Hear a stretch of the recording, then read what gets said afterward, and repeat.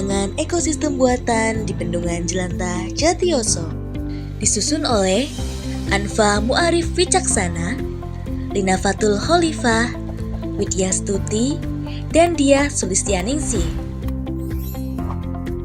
Mengenal ekosistem buatan. Halo anak-anak, kalian pasti sudah tahu bahwa makhluk hidup seperti manusia, hewan, dan tumbuhan tinggal di tempat yang disebut ekosistem. Ekosistem bisa terbentuk secara alami, seperti hutan atau sungai, tapi bisa juga dibuat oleh manusia loh. Nah, dalam pembelajaran kali ini, kita akan fokus hanya membahas ekosistem buatan. Kenapa? Karena ekosistem buatan itu sangat dekat dengan kehidupan kita sehari-hari, terutama Bendungan Jelantah Jatiyoso.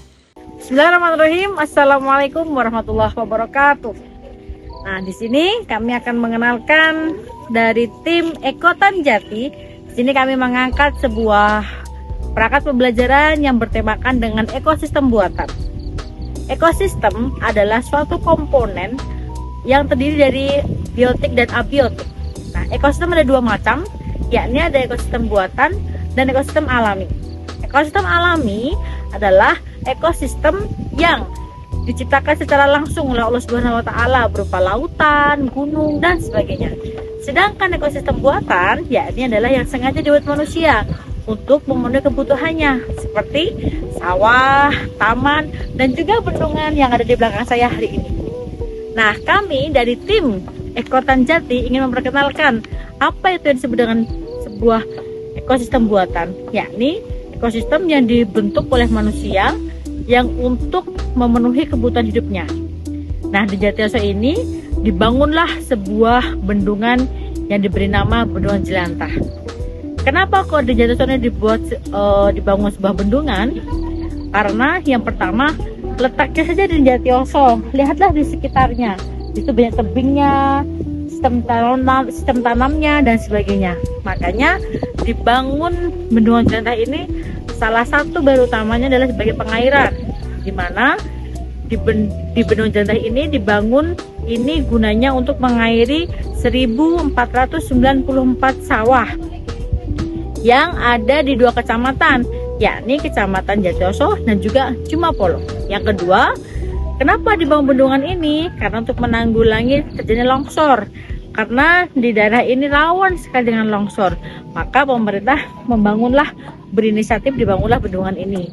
Yang ketiga, bendungan ini juga bermanfaat sekali untuk membangkit tenaga listrik dengan menggunakan mikrohidro. Jadi, listrik yang diciptakan di sini ini berasal dari salah satu manfaat dari bendungan ini. Yang selanjutnya, bendungan ini juga menghasilkan pengairan sebanyak 150 per detiknya. Jadinya air ini sangat berguna sekali untuk warga Jatiyoso dan di sekitarnya. Selain itu, nanti di sini akan saya perkenalkan perekonomian. Jadi, selain destinasi wisata juga sebagai perekonomian. Nah, sebelum kita lanjut, akan saya perkenalkan dulu tim kami dari Ekotan Jati, yakni saya Widya Stuti dan rekan-rekan saya Anfa Muarif Wicaksana dan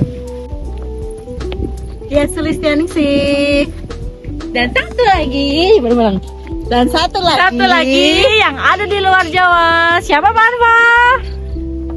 Ibu Lina Fatul Khalifah. Sekian dari kami tim Ekotan Jati. Dah.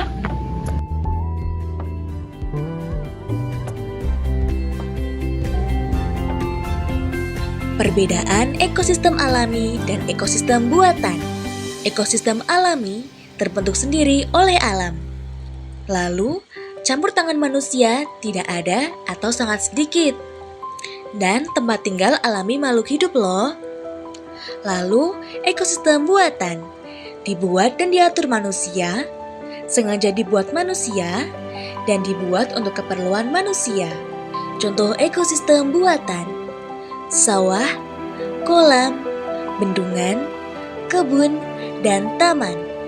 Komponen ekosistem di Bendungan Jelantah. Biotik terdiri dari manusia, tumbuhan, serangga, katak, ikan, dan burung. Abiotik terdiri dari air, matahari, tanah, batu, pasir, dan udara. Peran manusia dalam ekosistem buatan waduk jelantah. Manusia membuat waduk sebagai tempat menyimpan air agar bisa digunakan untuk irigasi, air minum, dan mencegah banjir. Manusia harus menjaga kebersihan waduk dengan tidak membuang sampah sembarangan dan merawat tumbuhan serta hewan yang hidup di sekitarnya. Beberapa orang memanfaatkan waduk untuk memelihara ikan seperti nila dan lele agar bisa dimakan atau dijual. Air dari waduk digunakan untuk menyiram tanaman di sawah dan ladang agar hasil pertanian tetap baik. Waduk juga bisa digunakan sebagai tempat rekreasi untuk masyarakat seperti tempat memancing atau melihat pemandangan. Waduk bisa menjadi tempat belajar tentang hubungan antara manusia, hewan, tumbuhan, dan lingkungan. For your information, Bendungan Jelantah merupakan proyek strategis nasional yang terletak di Desa Tlobo dan Karangsari, Kecamatan Jatiyoso, Kabupaten Karanganyar, Jawa Tengah. Pembangunan bendungan ini dimulai pada tahun 2019 dan ditargetkan selesai pada Januari 2025. Dengan progres konstruksi mencapai 98,59% pada akhir Desember 2024. Spesifik teknis, tipe bendungan, urugan random pasir kerikilan dengan inti tegak. Tinggi 70 meter, panjang puncak 404 meter, lebar puncak 12 meter, elevasi puncak lebih dari 690 meter di atas permukaan laut. Kapasitas tampung 10,97 juta meter kubik. Luas genangan 50,45 hektar. Dan sumber air Sungai Jelantah dan Sungai Puru. Manfaat utama: irigasi, mengairi sekitar 1.494 hektar lahan pertanian di Kecamatan Jatiyoso dan Cumapolo. Memungkinkan peningkatan frekuensi panen hingga 3 kali setahun. Air baku, menyuplai air baku sebesar 150 liter per detik untuk kebutuhan domestik dan industri di wilayah sekitar. Pengendalian banjir yaitu mengurangi risiko banjir hingga 70,33 meter kubik per detik melindungi area seluas 87 hektar. Energi terbarukan berpotensi menghasilkan listrik melalui pembangkit listrik tenaga mikrohidro atau PLTMH sebesar 0,625 MW dan pembangkit listrik tenaga surya atau PLTS sebesar 10 MW. Pariwisata dan konservasi direncanakan sebagai destinasi wisata baru yang mendukung konservasi lingkungan dan ekonomi lokal. Aktivitas membuat kebun mini atau terarium. Terarium adalah ekosistem mini yang bisa dibuat di dalam wadah bening, seperti toples atau botol kaca. Di dalamnya, kita bisa melihat bagaimana tumbuhan hidup, bernapas, dan bekerja sama dengan komponen lain seperti air dan udara. Terarium cocok untuk belajar tentang interaksi makhluk hidup dan benda tak hidup dalam ekosistem.